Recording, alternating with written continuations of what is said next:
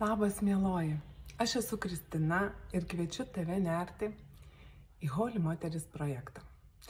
Šiame projekte aš kalbėsiu apie tai, kaip astrologija padeda įžvelgti, kur yra tavo tikroji misija. Kur yra tas tikrasis kelias, kuriame tu, kaip moteris, galėsi išskleisti ir sužydėti visomis spalvomis. Kartais tas kelias mums atrodo neįmanoma misija. Mumis tai baugina, gal mums atrodo, kad mes negalime to pasiekti ar tai padaryti, bet iš tiesų mes esame viduje labai jausmingos asmenybės. Ir moters energija iš tiesų gydydama save, gydo visą aplinką.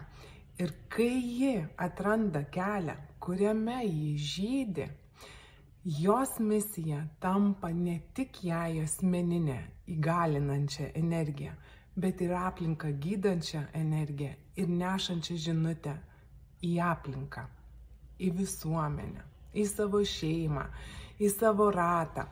Ir tai yra jos galia, kiekvienos moters galia, kai misija, kuri atrodo mums neįmanoma, tampa įmanoma ir sužydi mumise visomis spalvomis.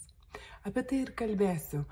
Paliesime keletą moterų istorijų, žinomų moterų istorijų, kaip nuo vieno kelio atėję į savo misiją, jos išsiskleidžia ir pasauliui palieka žinutę.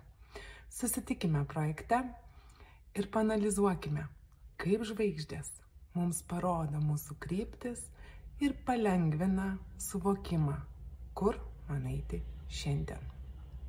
Iki pasimatymo.